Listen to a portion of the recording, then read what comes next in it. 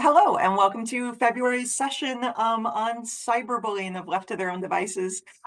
We are recording this asynchronously for everybody this month. So today's session will be a little shorter than usual, but we'll get you all knowledged up on cyberbullying and on your way. Hi, everyone. I hope you had a great winter break. And we're going to take a look at the fifth of the six areas of focus for common sense education. We both felt like this one is an interesting combination of being really critical because it's something that touches everyone, adults and kids. It's constantly in the media. We're talking about issues that relate to how we behave towards one another online all the time. And as a result, it's what, in a weird way, we're going to think of as a low-hanging fruit, meaning it's one that's going to be really easy to get conversations going. It's not one that presents particular difficulty in sort of how do I insert this into the conversation. You really just can say a couple words and get kids engaged in kind of thinking about these questions. So the term that they use at Common Sense Education is cyberbullying, hate speech, and digital drama. And the related essential question, as we've talked about each month, is how can I connect positively, treat others respectfully, and create a culture of kindness? And as we look at that, one of the things they suggest is beginning with one of those digital dilemmas. And when we're going to do this synchronously, we're going to have you guys talk through sort of your response to this. But just like there are in all of these handouts, there's a script that you can read from this to run it with your students. I'm just going to read it with you because I'd like you to think a little bit about how you might drop this into a 10-minute advisory activity, or even something related to it into a conversation in maybe an English class or social studies class where issues like this are arising. Maya saw that one of her friends, Luke, had liked a meme. The meme showed a picture of diamonds next to a picture of immigration officials, and it said, "Mexicans are worried about the wrong ice right now." As soon as she saw the meme, Maya felt uneasy. There were tons of Mexican students at her school, including Maya herself, and many of them were US citizens, but some were not. The meme hit close to home. Plus, everyone could see that Luke had liked it. Luke was their class president, and the students had elected him to represent them. Maya also considered him one of her close friends. So they ask you to read that fact pattern. They give you the really helpful, complicating questions. Why might Luke have done what he did? What might he do about it? But we also really liked the idea that it set up, as always, this slight distance between what you're talking about and your own students. You're not inviting them to talk about that time when Bobby did this, but this more theoretical but very realistic situation felt to both of us like a really great opportunity, and one that is sort of self-contained, is going to raise any number of issues around race, around hate speech, around potentially politics, of course. So as we said last month, really thinking carefully about which Pandora's boxes you open, when and how, and with whom. But there is enough distance around this one, enough space, I feel like, that it's easy to engage with, and as always has those questions that you could really run it exactly on book if you chose to, if that feels more comfortable to you. Another of the tools that they've connected to, that Common Sense Education has connected to this subject, is a family inventory. And they ask you to think about what your families might be engaging in as a subject of conversation that would raise some of these questions. And you remember last month we talked about making sure you feel comfortable with the language. So the great example Kate gave was she was unlikely to say red flag feelings in her classroom because she would be mocked mercilessly, but red flags would work really well.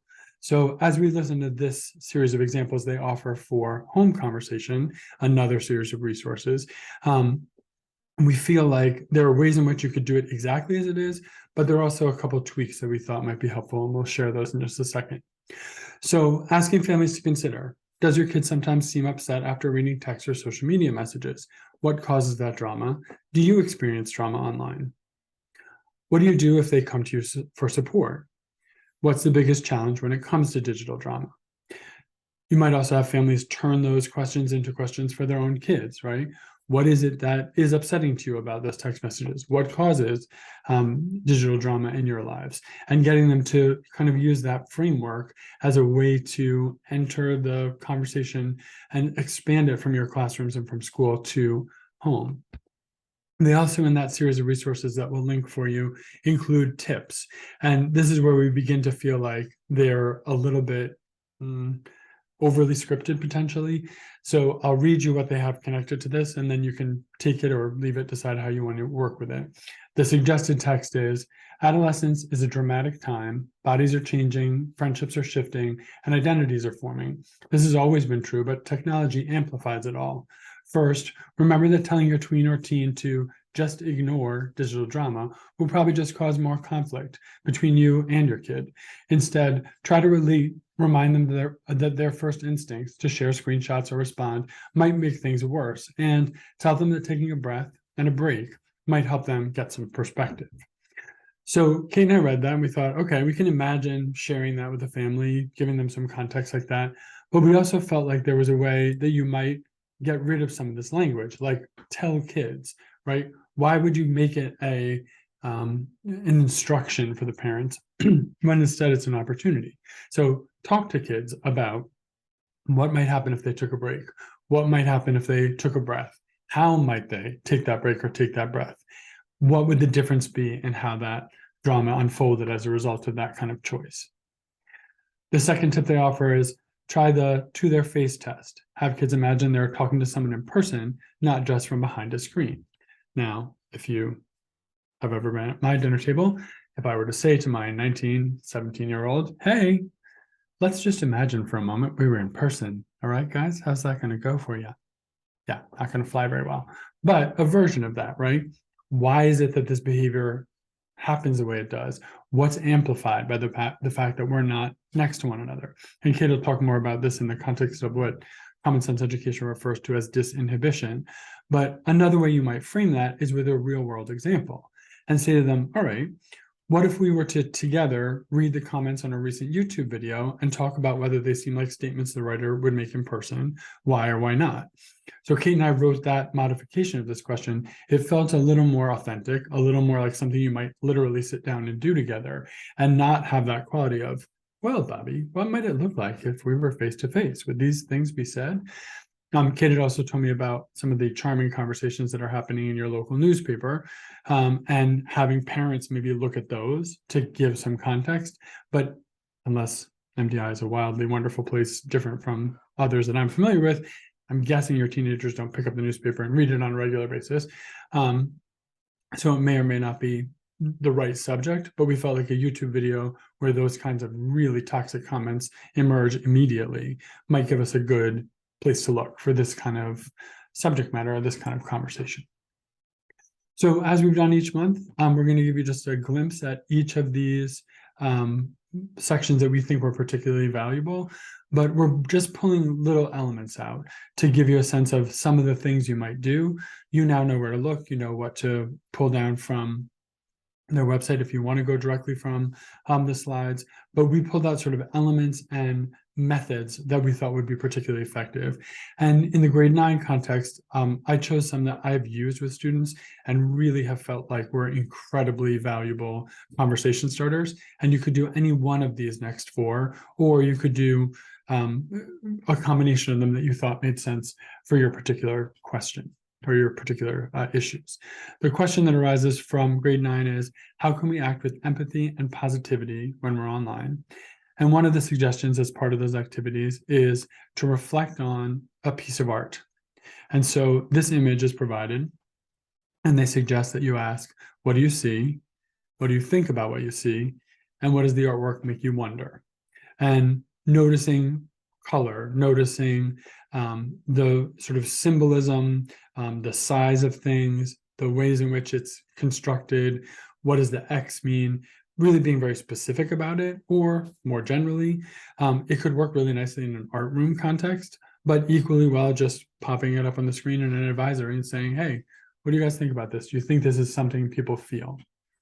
I apologize, this next image is very dark, so I'm going to read you what it says on him so you get a better idea. Pardon me. I did a lot of yelling over break at the Nordic races, and I apologize. I don't quite have my voice yet back. So it says on his chest, "You suck, loser, kill yourself, moron, freak, ugly, loner, coward, unloved, and worthless." And it's particularly difficult to see, but his left eye, our right side here, it is a black eye. And this is one I have used with students, and it is amazing the conversations that emerge. One of the first conversations I had with seventh graders about it, a kid said, maybe in 5 minutes in, if he had a shirt on, you wouldn't see any of that. And I thought, holy moly, I'm so glad I raised this with them, because it's exactly the kind of complexity that's raised here. What do you think about the choices of the artist to do this way?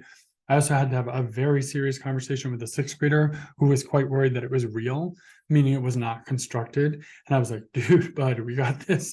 It is totally invented. He's like, it's so mean that they took his picture. And in the next, or two examples from now, I had the exact same problem, which I'll share. But this sense of an artist's ability to represent, and that same student about the shirt said, if he had a shirt on, we might think he got in a fight, instead of realizing that actually that's what he's carrying, and that injury is much more hidden and much more unavailable to people that are around him. Also got us talking about talking, meaning getting them thinking about what happens when you hide these things versus when you actually share them with responsible adults or your peers, and get them beginning to see the value in, I will say, sort of metaphorically, taking your shirt off. That is giving the opportunity for others to see the impact it's having on you and what you're carrying around. The next image is a little more abstract, but same questions. What do you see? What do you think about what you see? What does the artwork make you wonder?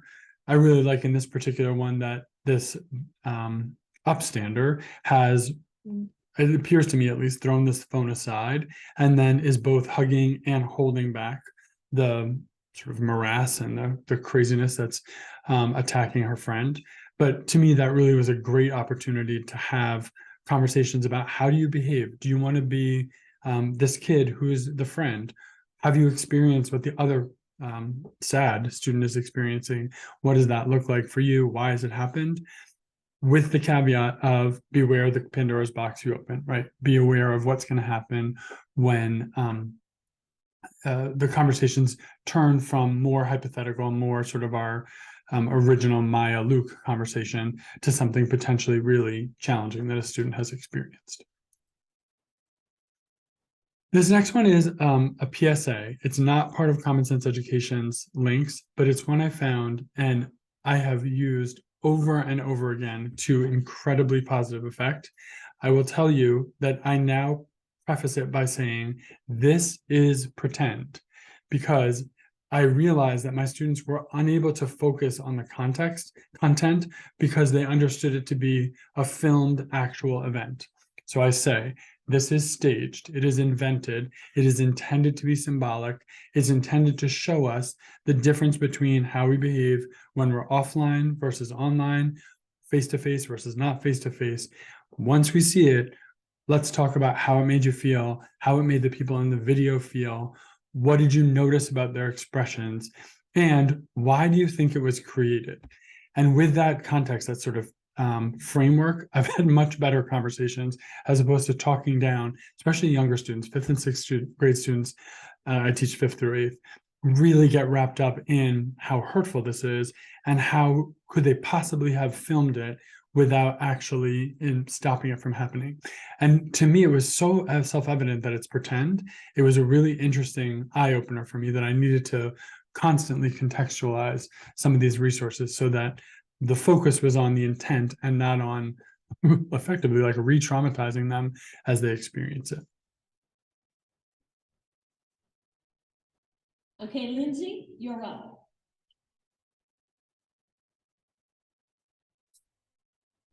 Today I'm going to talk about Patty. Patty's best characteristics: she's stupid. Stupid and ugly. Everything she does is ugly. Watch her eat. Watch her stuff her face.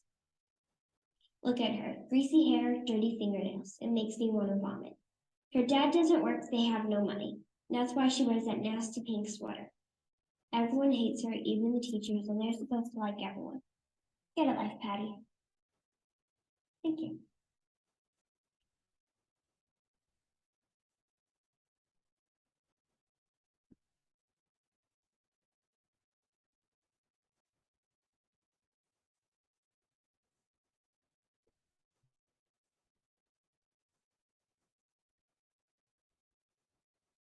Okay, Lindsay?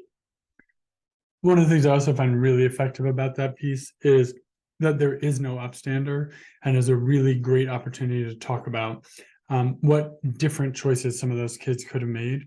Did it have to go on that long? And you can see them all really just cringing and really well acting, I think, how it might make you feel. But really interesting conversations that emerge when we talk about, all right, what if that happened? What, obviously we wouldn't be in a talent show, but what if you heard someone beginning to berate someone else in real life? Would you stand there and watch it happen? Versus, have you had that experience where it's happened online and no one has stepped up, or no one has spoken? And how much harder it is, strangely, in digital contexts, to be the first one to step in, right? If you have a bunch of people around you who you know are your good friends, and you can kind of grab them and be like, this is not okay, we're going to stop this together.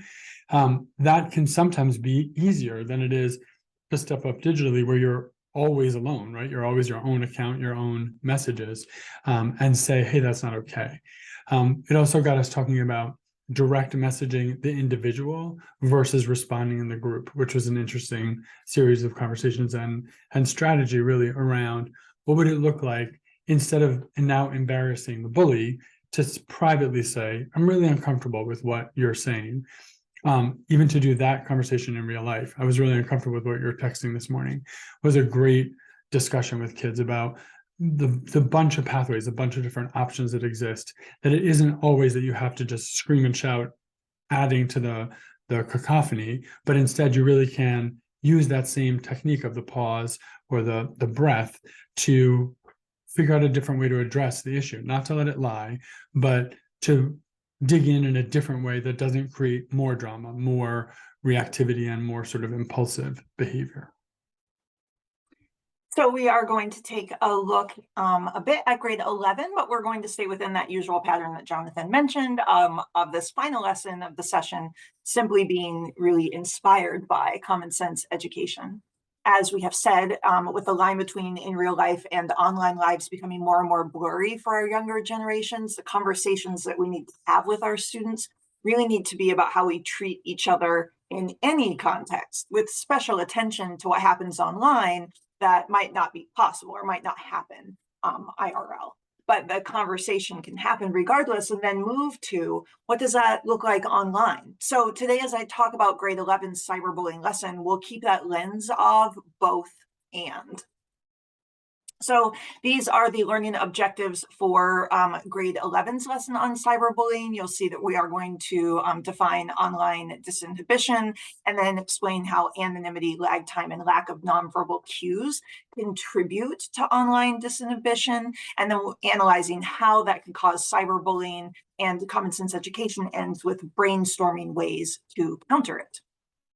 So the online disinhibition effect is when people behave differently online than they would in real life. And some common causes that common sense education gives for this effect is anonymity. So being able to post something and not necessarily having it connected directly back to you can cause you to act in a disinhibited way. That lag time, being able to post something and then really walk away from it, to not stick around for the fallout. It might be called posting and ghosting. So I can post something that I might not say in real life, but I can put it online, and then I can close my device or put my device down and walk away from it and not have to watch the fallout of that.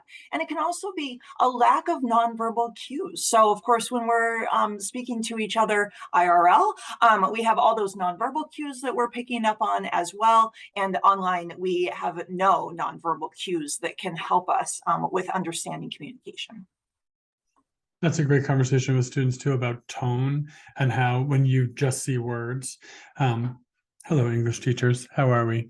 But the power of words is amplified when we know the context. And I often give them the example of, that's a nice dress, right?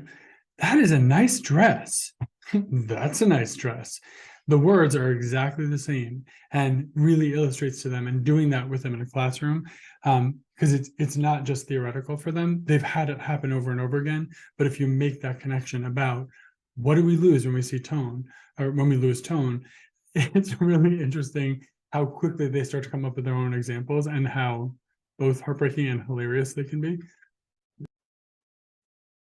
I pulled these next couple of definitions from some of the middle school lessons on cyberbullying, but I just felt like they fit here as well. And it's a good refresher for your older students if they've already heard it. And if they haven't heard these, it's, again, another starting point for conversation. So this first term is toxic disinhibition, which is when you have a tendency to act meaner in another context that you're in, like being online, than you would in real life. So again, it's that idea of because of anonymity and all those other reasons that you might be a little bit meaner. And the other is benign disinhibition. And that's when people open up and share more than they normally would in another context. And Common Sense Education has a middle school lesson on oversharing that really digs into this point, and is good for all levels of students, middle school and up, to think about that benign disinhibition that they might be exhibiting or watching online as well.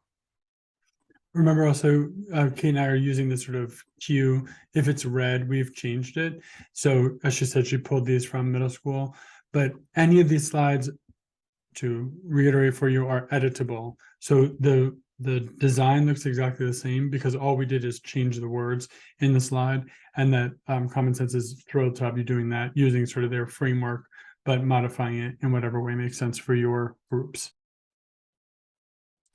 So as Jonathan and I were talking about this presentation and cyberbullying that we are witnessing online, we realized that it lined up really nicely with celebrity meme tweets that are made famous by Jimmy Kimmel. So in this popular segment of Jimmy Kimmel's late night show, celebrities are filmed reading actual meme tweets aloud to the camera. And you see the celebrities react, and sometimes it's with disgust or horror, or sometimes they roll their eyes or they laugh, whatever that reaction might be. And then the audience laughs, and we really see the online disinhibition effect that Common Sense Education is pointing out. I just grabbed some screenshots of some celebrity meme tweets that I think would be probably appropriate to use in the classroom. Of course, you know your students best and what's appropriate for them or not. I would hesitate to show them any of the actual videos because they get inappropriate pretty quickly. It was difficult for me to find one even that I felt like we could share it in this context together, which is why I went with screenshots.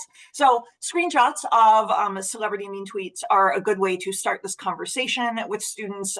They've probably seen this episode. If they haven't, they probably will watch or look at these meme tweets and maybe have a little giggle themselves as they are thinking about the celebrity and what they might be saying. And can you read the language on your screen? I mean, are you able to read the language on your screen? Yes. Great. Okay. Yes. And of course, we'll share the links with you to the slides. I just want to make sure they're a little dark. Yeah. So while watching celebrities read mean tweets results probably in a few good laughs and definitely millions of YouTube hits, watching kids read them isn't so funny. So we found this video that is modeled after Jimmy Kimmel's Mean Tweet series. It's a video from the Canadian Safe School Network and advertising agency John Street, and it shows kids reading mean tweets aloud. Cyberbullies take shot at kids' race and weight and appearance and more. So by mimicking Kimmel's popular segment, the creators hope that their campaign will spread awareness of the effects of cyberbullying on kids.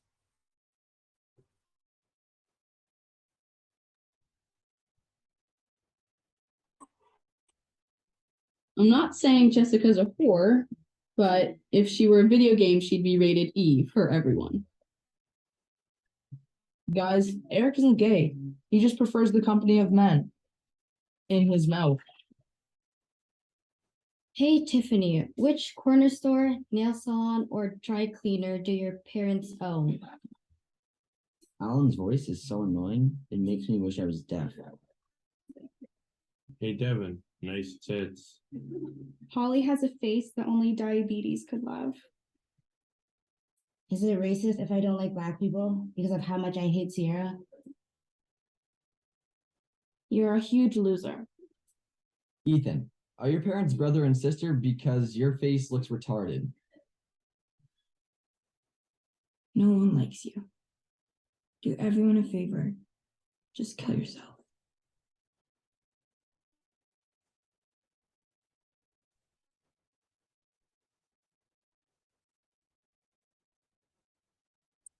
So Stu Audie, who is the president of the Canadian Safe School Network, says about this campaign, we wanted to use the mean tweets model because in a way, those videos give the message that cyberbullying is okay and even funny. But adult celebrities have maturity and confidence to overcome these hurtful words, whereas children don't. For regular kids, words can cut like a knife.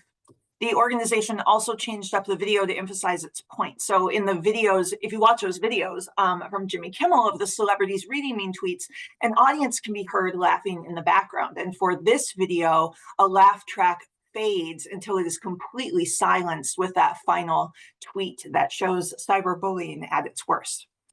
Jonathan and I suggest pairing the screenshots of celebrity mean tweets with this video in order to discuss online disinhibition effect.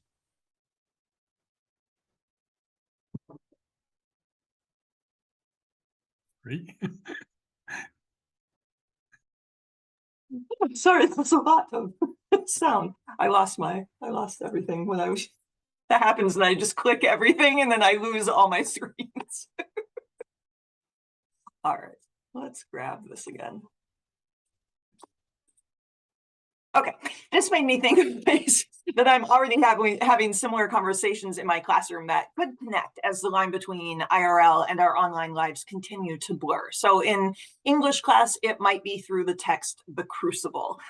So there's this great video here about this actress talking about leaving Twitter because of how she was treated. So we're going to watch this quick video and then see how I might connect this in my curriculum.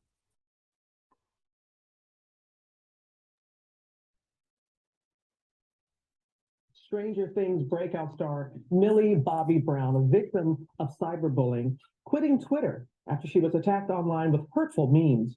Adrian Bankert is here. She has that story for us. Good morning, Adrian. Good morning to you too, Robin. Most every post expressing how this is supposed to be humor, just a joke that no one's really buying, but it's enough to make a 14-year-old say enough is enough, and it's simply not funny. She's known for battling evil with her superhuman powers on Stranger Things. No more. But off-screen, Millie Bobby Brown is the target of bizarre cyberbullying that isn't only strange, but completely based on lies. The 14-year-old shut down her Twitter account Wednesday after being flooded by posts using the hashtag #TakeDownMillieBobbyBrown. There are Twitter users posting fake stories and memes falsely depicting Brown as homophobic and Islamophobic, describing made-up encounters with the star often in fast food restaurants. One writing, she saw him wear a gay flag pin and scoffed in disgust and pushed him to the ground. But others immediately came to Brown's defense, a user tweeting, she's just a kid. Your twisted humor has the opposite intended effect on her and her following. It's the huge double-edged sword of social media. In this case with Millie Bobby Brown, people may forget she's only 14 years old. So this is a lot for a teenager to deal with, whether or not she's famous. Brown, who has used her platform to speak out about social issues, has been a vocal supporter of the LGBTQ community. Millie Bobby Brown has done quite a bit for the LGBTQ community. At the MTV Movie and TV Awards, she wore this ampersand pin, which is about our Together movement at GLAAD, which is about all marginalized people coming together to stand together. Brown is not the first to leave social media after being a target of online harassment. In 2016, Leslie Jones quit Twitter for 2 days after she received racist and bigoted slurs online. And Star Wars actress Kelly Marie Tran deleted her Instagram after her page was hit with racist and sexist comments. So even if most people don't believe those trolling her, fans say it can still be damaging. Brown and her reps have not commented beyond shutting down that account. And again, she's only 14. Yeah. A lot of people outraged over this. It's ridiculous. Thank you so much, Adrian. We appreciate it. Hi, everyone. George Stephanopoulos here. Thanks for... I really like adding that clip to the celebrity mean tweets and then the students reading mean tweets because it really helps open up a conversation around that idea that Stu Audie brought up, which is, celebrities have some sort of magical thick skin that just allows everything, the cyberbullying to roll off of them, when of course celebrities are humans, and we see some very real and recent examples of when celebrities have been cyberbullied and then chosen to quit social media for a period of time. So it opens up that conversation as well. Again, we're using common sense education slides. So what is your reaction to the story? What has stood out to you? And then in my English class, I might bring in this other question, which is, how does this connect to the Crucible? And so you might be thinking, maybe you're not, but you should be thinking, how does what happened in 1692 possibly connect to cyberbullying? Well, it really begins with this idea of disinhibition. So the young women of Salem, Massachusetts, and eventually many of the townspeople realized that if they acted in a disinhibited way, that they were essentially able to bully the adults of the town, leading to getting some power over the adults and the religious and court system. They were aided by a sense of anonymity, by claiming that they saw other townspeople, quote, with the devil, and that their exclamations were actually aiding in God's work. So I can see a pretty clear pathway as an English teacher to talking about how this plays out in modern society, and then bringing in that question, okay, how might this play out online today? So think about how this might work out in your own professional context or content area. And you don't have to have all the answers. And in fact, it's probably great if you don't. So simply asking the students how the topic you're discussing connects to the big ideas of disinhibition or bullying or cyberbullying becomes really a problem for them to solve. And not to worry, because our final session together in May is going to focus on how we can bring these ideas and these learning progressions to AOS 91. And I'll finish up by saying that if you're not familiar with the Crucible, it's a parable written by Arthur Miller based on his own experience with the Red Scare and being listed as a communist by the government, and his feeling that the similarities were so extraordinary between those witch hunts and these sort of political witch hunts in the 1950s that it was worthy of writing the play. So you might very easily then bring it into a social studies classroom talking about the Red Scare without mentioning the Crucible at all, because it's the exact same behavior. It's this kind of crazed, if you name someone else, then you're no longer implicated. The kind of viral nature of that really works very nicely, and certainly something we've seen more of in the last, unfortunately, decade or so. Looking ahead, we see you again on March 14th for conversation about news and media literacy, which is the 6th of the 6 sections Common Sense Education has framed for us. In April, we look at the new social emotional learning curriculum, how that's set up and how you might use it. Has some wonderful resources to bring in with families. And then, as Kate said, we'll wrap up in May looking at how what we've talked about might make a way forward for you to continue this conversation at AOS 91. So we'll see you in a couple of weeks, and hope you have a good rest of your March.